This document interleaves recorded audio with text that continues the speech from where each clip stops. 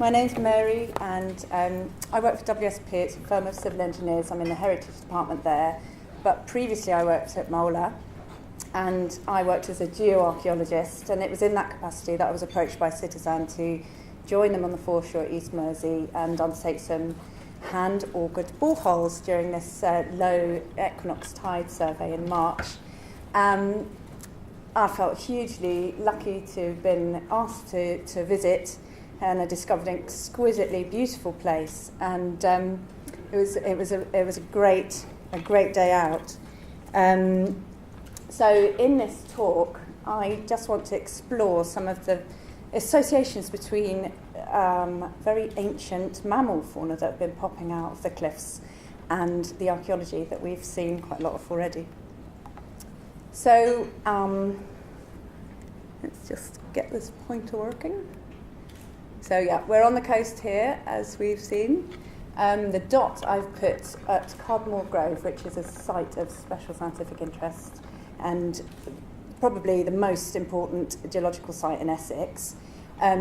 Cooper's Beach is just along the foreshore from there, wobbly little light, where the Archaeological Survey was focused. And I'd just like to point out before I move on that this is Clacton-on-Sea, which, as we all know, is the type site of one of the oldest non-hand axe stone tool sites in Britain. Before a lot of the work was done under the Ancient Human of Britain project on the Norfolk and Suffolk coast, Clacton was one of the oldest sites. So that's part of this hugely ancient remains that are coming up the coastline. As we've seen, there's over the last 100 years or so, people have recognised the archaeological structures eroding out on the foreshore. But I'm going to talk more about some of the mammal remains that have been also found. So some of the recent finds, as we heard about earlier, it was at that in March on the low equinox tide that we found this mammoth tusk. But there are also lots of bison remains, and this is Steve Boreham, who's a Cambridge geologist who's worked in the area for many years, and has also, as Citizen, has been the point of contact really for people who found remains. But these bison and mammoth are cold climate fauna, but you also have a lot of warm climate fauna, like you've got macaque, brown bear, hyena, hippo, rhino, all sorts of animals that are not in Britain today. So I'm just going to step back into the past to ask the question why we have these rich faunal varied faunal associations in this part of the coast. So we'll go back into the Quaternary, which is the last 2 million years. You can see here, as often described, the 24-hour clock. It's in the last few seconds that the last 2 million years happen in geological time. But it's a very important time because it's the period in which humans evolved. Well, important to us because we care about humans very much. But it's also climatically very important. And sorry, thank you. So I'm going to go right back to the beginning of the Quaternary, which is 2.6 million years ago. And you can see that at this time, the Earth's climate system changes, and that's due to the particular configuration of land mass across the planet and the mountain uplift, ocean and atmospheric circulating systems. You start to get northern hemispheric glaciation, which goes from cold to warm, cold to warm, cold to warm, all the way over the last 2.6 million years, bar the last 10,000 years, which we call the Holocene. You can also see, just as a point of note while we're on this slide, that there's a sort of change in the frequency and amplitude around the mid-Quaternary, and that's called the mid-Pleistocene transition or revolution. And these changes were first theorised in the 1920s by an astronomer and mathematician, a Serbian astronomer and mathematician called Milankovitch, who just worked out that 3 changes in the Earth's orbit have an effect on insolation, so that the heat of the sun on the Earth, so the Earth wobbles on its axis and it tilts on its axis, and its orbit around the sun changes from round to egg shape, and the sort of cumulative effect of these changes the heat distributed across the Earth. And his work was subsequently corroborated by the deep ocean drilling programs of the 40s and a lot of oxygen isotope work on microfossils within those sediments in the 50s that really have sort of expanded and brought to the fore the information about climate change over the Quaternary. So coming back to Earth, what are the effects of those glacial interglacial cycles on the planet? Well, when the Earth's ice is locked up at the poles, sea level falls, as we know, and we get high sea level when that global water is released into the oceans. So what happened in Britain was quite particular, because as the oceans rose and we became an island and cut off, whatever mammal fauna were on the island at the time were then not able to mix with the continental fauna, and you get a very particular mammal or faunal assemblage on our island. So that's how we can distinguish between the different interglacials that stretch back into, well, particularly the most recent part of the Pleistocene, where we have the material is better preserved. So I'm using here, just for illustration, it's a very busy slide, but this is Bridgeland's terrace model of the Thames River terraces, and it's really just to illustrate a couple of major things. First of all, looking at deglaciation, when the ice caps melt, the rivers rush with water, and this has a massive effect on the landscape. The rivers can carry gravel, and they often, with the energy that they've got, they often change their path.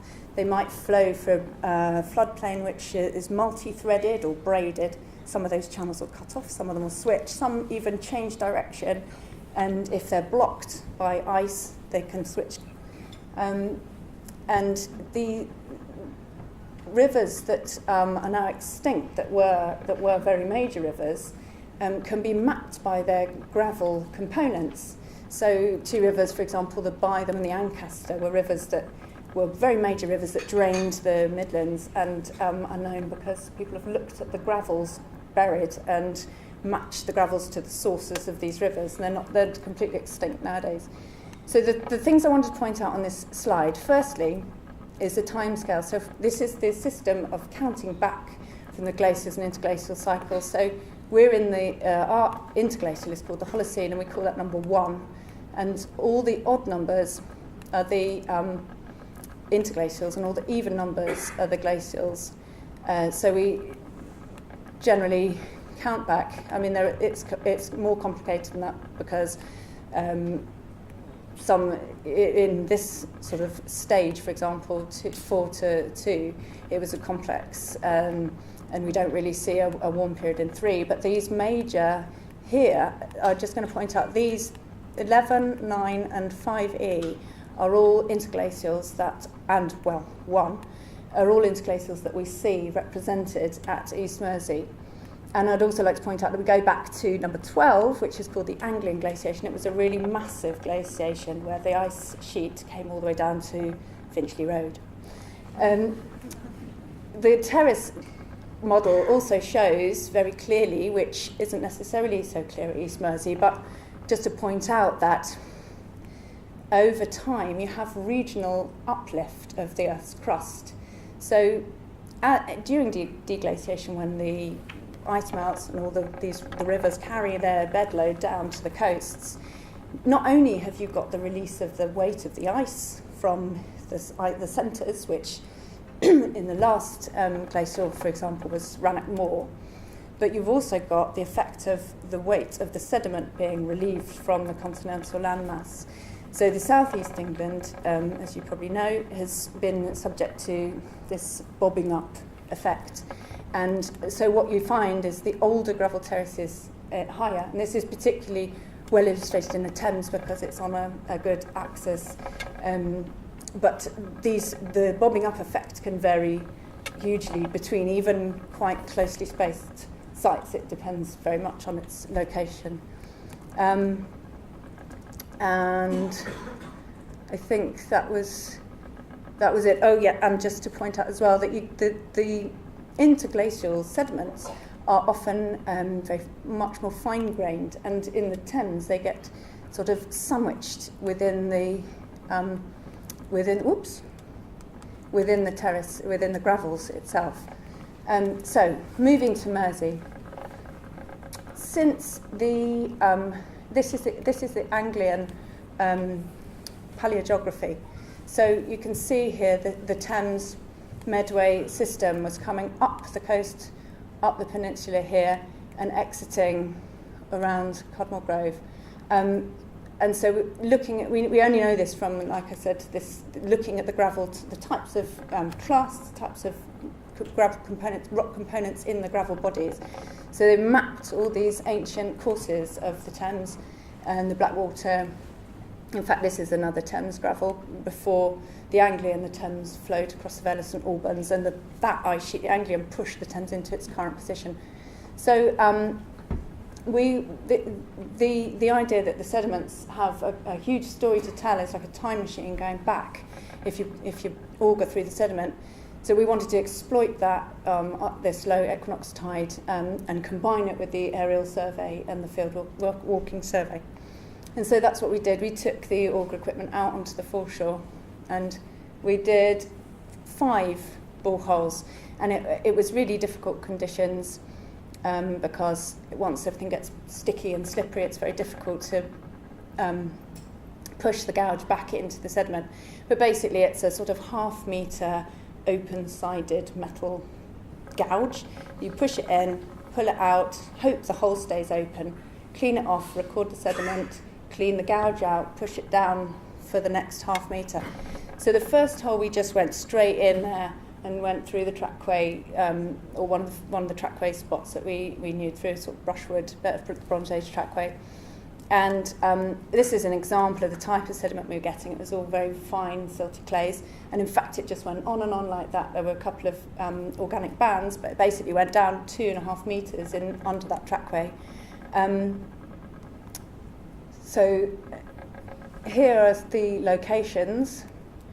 These green dots, they all look very close together because I've pulled it out to such a scale, but I wanted to show that stage 9, so very old interglacial channel paleogeography. So this is the Blackwater and this is the Calm. And I've also wanted just to point out some of the other faunal sites, because we haven't got other faunal sites here, but this is called the restaurant site, where there were warm climate fauna like hippo and rhino, and then we got bison, hippo, and this is Cudmore Grove, where there were a whole host of warm stage fauna like the macaque and the ape and the brown bear and the wolf. Just to point out that we're not the first to do auger surveys, and Steve Borum, who I showed with the bison, has also tried very hard to look at the foreshore, and I've been in touch with him, and he dubbed it smash and grab because he said it's so difficult, it's very difficult to take a methodological approach because you're just limited by what you can manage while the tide's out, and that's exactly what we found. But just so here I've shown the auger survey that we did. In fact, we did one out here as well, where the Mammoth tusk was found, with this sort of heat map beneath, which is it's a digital elevation model from the drone survey of the surface of the foreshore. And what you can see is, here's the key, but you can see that the darker colours are higher, and you've got these sort of lower creeks coming out here. And what we did was we sampled the sediments from the augurs, and we sent them, as Lawrence said, to John Whittaker, who's ex-Natural History Museum, to look at the ostracods, which are bivalve crustacea, and the foraminifera, which are amoebid protists. And they're tiny organisms with little tests that are quite species-rich, but they have different optima and tolerances. So from an assemblage, you can tell what the environment was like. So it was very interesting, in fact. The one right through the trackway, this was shown better on someone else's slide, actually, but this deeper area here is part of probably a broad embayment that now looks like it's full of Holocene sediment. So sediment that's all 10,000 years old or younger, but basically older than the trackway because we went through it. So it's beneath there, but it's not going back into the Pleistocene, whereas we know there are Pleistocene finds out here because this is where we found the Tusk. So what it looks like is, because also in the auger holes we found the height at which we found the bedrock, which is this is the bedrock, means it's before any archaeological period. The digital elevation model here is really mapping what the bedrock topography is like. So it's almost like an inherited topography. There were rivers coming out from, these ancient rivers coming out of freshwater streams and coming out to the coast, carving their way through. Some of them were probably, as I said, braided.